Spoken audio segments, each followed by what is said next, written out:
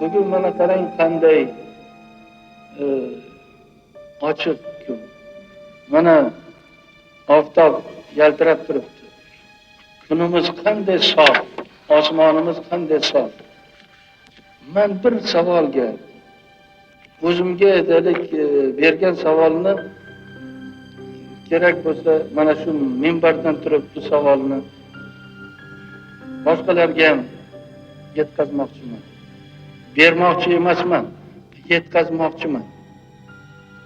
Buncha mana bunday sof osmon bu nima o'z yo'li bilan keladi. Bunday sof osmonni qadriga yetish kerakmi? Allohga shukronlar aytish kerakmi?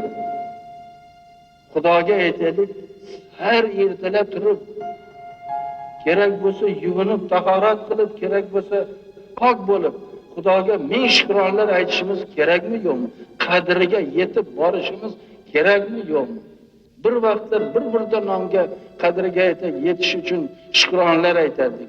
Ochlikdan o'lib ketmaslik uchun.